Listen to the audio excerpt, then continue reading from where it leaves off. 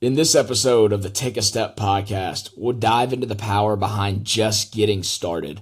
There are so many times in my life, and I would imagine there are many others who can relate, where I've been stuck trying to make sure I have all the answers and everything figured out on whatever it is I've been trying to perfect before starting. Zig Ziglar once said, "You don't have to be great to start, but you have to start to become great." Here we go. What's going on, and welcome to the Take a Step podcast. I'm your host, Josh Johnston, founder of Take a Step. It's a community that's focused on bringing together like-minded individuals who are all focused on growth so that we can really push each other towards maximizing each individual's God-given potential. If you find value in this podcast, please leave a rating and review on whatever platform you're listening on. It helps us to grow the community and ultimately change more lives for the better. Feel free to give me a follow on social media at Take a Step, and reach out to me if you have any questions or just want to connect. With that being said, let's dive in.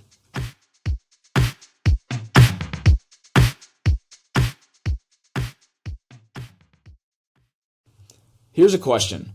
Why is it that we feel like we have to be so certain about how we're going to achieve a certain objective before we just decide to get started? If I'm being brutally honest with myself, I do this when I'm either scared of failing or embarrassed to look like I actually am going to need help. And I'd imagine the same is true with most people in this world. I find a lot of value in mentally playing out the worst case scenarios because I quickly realize that things are not always as bad as they seem. And on the flip side, things are not always as good as they seem. So being able to keep that level-headed mindset is crucial.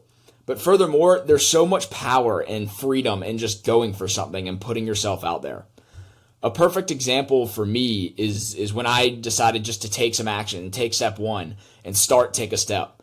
Because it felt like the hardest and scariest decision I could make because I was worried about the opinions of others and not knowing how to grow a social media platform and thinking I need to have all this nice, expensive equipment to make sure everything's going to look perfect. And after a long time of battling my own self-doubt, I figured I won't ever know the truth about any of this unless I just take step one, which all that was creating an Instagram account. And I quickly realized that it's pretty easy. Instagram is a pretty easy tool to use as long as you're consistent with it.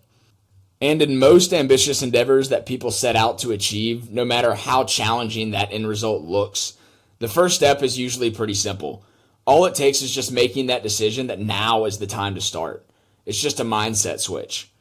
But for me, as soon as that page was started and I made my first post, I felt this freeing feeling because I had this idea that I was so passionate about, but was having to keep it hidden inside my mind because I was so terrified just to put myself out there. And I always think about, what was I so scared of?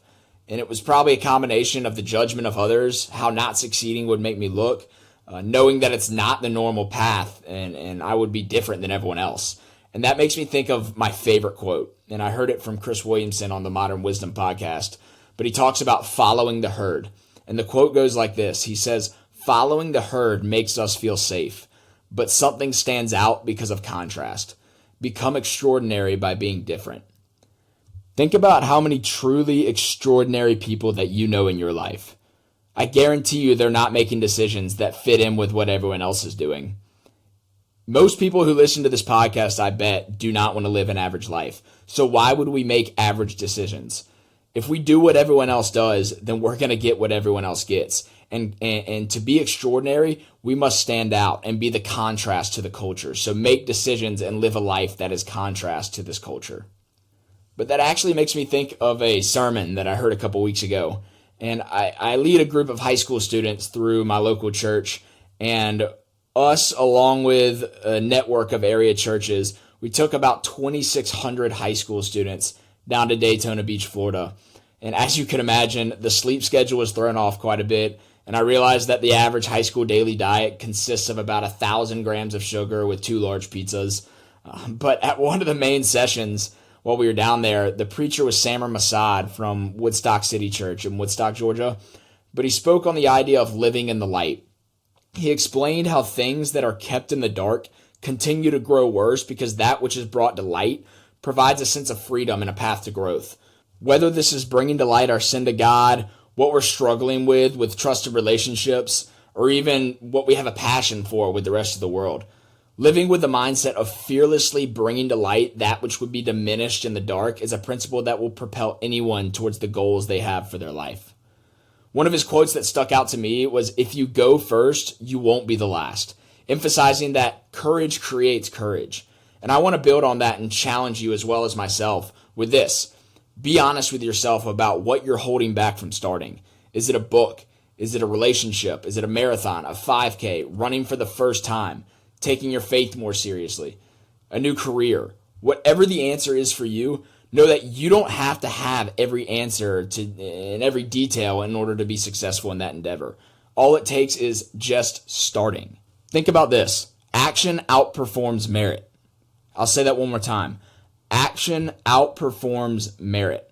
I would much rather just begin and generate a little bit of momentum and have started and then make adjustments along the way, rather than taking all this time trying to soak up knowledge and information that's not going to prove to be successful for me unless I take action in the first place.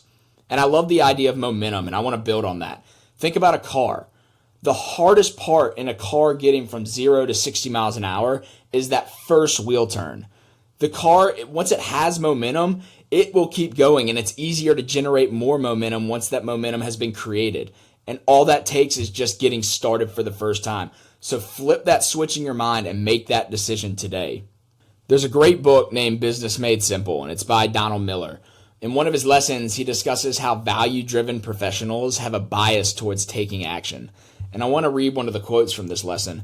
But he says this: "While others may have terrific ideas or be able to see important issues from many angles, action-oriented people are good at getting things done. As you attempt to build your company or your career, know that you can beat just about anybody in the marketplace as long as you wake up every day and take action. Daydreaming and talking about ideas do not put points on the scoreboard. It's only when we make a real thing happen in the real world that our world begins to change and get better." Just to further emphasize the point, nothing is going to happen in your life unless you take action. Hey guys, this is Josh Johnston, founder of Take a Step. I hope you're enjoying this episode. I wanted to interrupt real quick just to say thank you. Thank you so much for tuning in and supporting the brand. If you find value in this podcast and you think that the message promoted here has the power to make an impact in the world, please do me a favor and leave a rating and review on whatever platform you're listening on. It really helps us to continue to grow the community and change more lives in the world. Feel free to give me a follow on social media. I'm currently on Instagram and TikTok at __ take a step _ and give me your honest feedback and reach out to me if you have any questions or if there's anything I can do to help.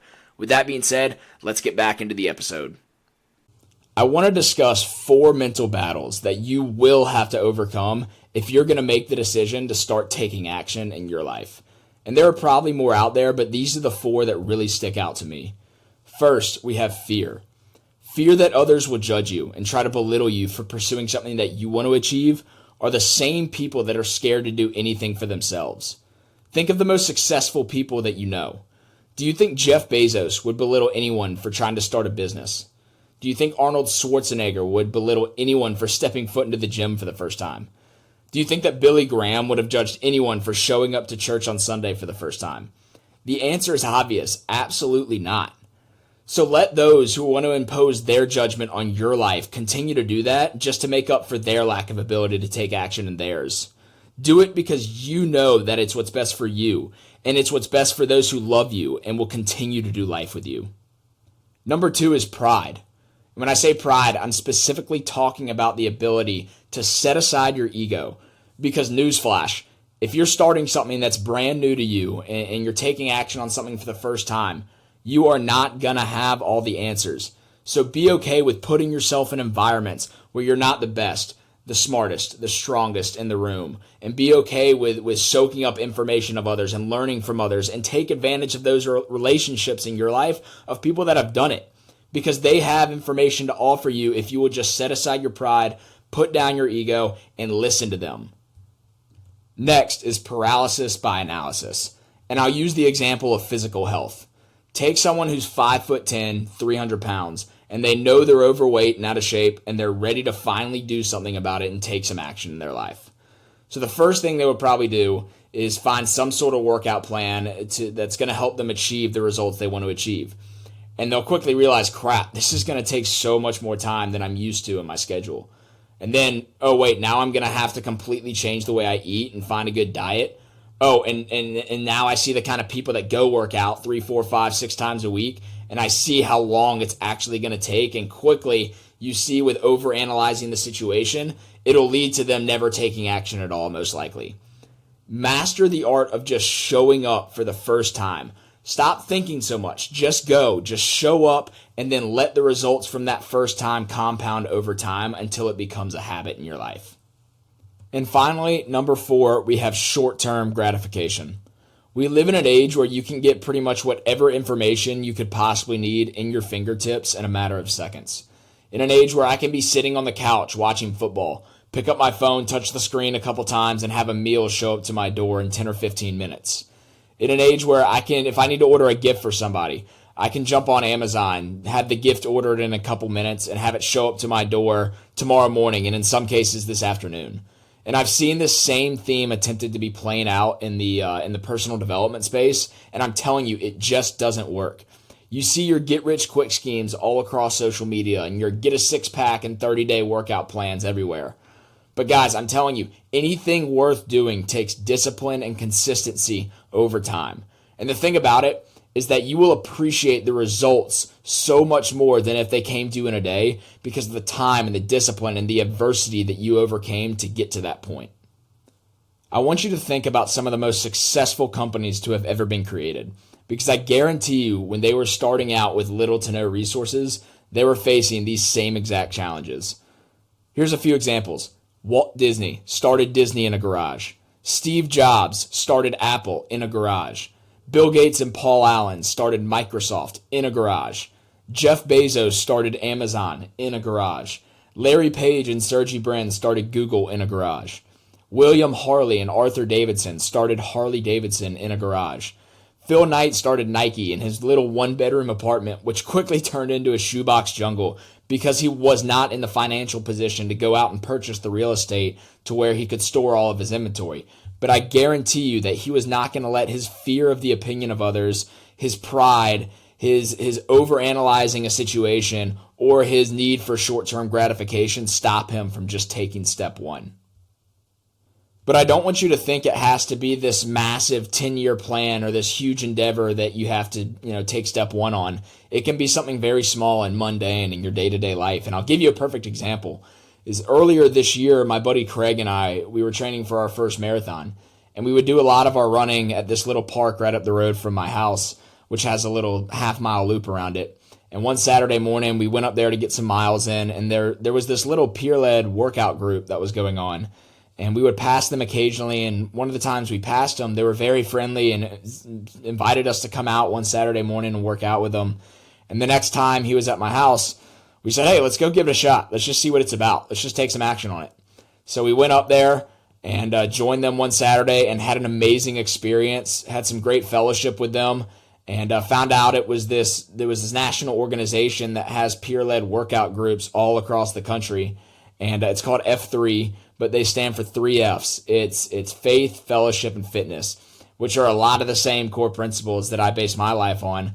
So it was such a good fit, and now that's where I spend 3 mornings out of the week waking up and accomplishing hard things along with a group of peers, and I absolutely love it. And that's just one example, but I would challenge you to seek out those seemingly small activities and put yourself in new situations, because we can find so much joy from trying new things and meeting new people. So to wrap up this episode, I want to leave you with this.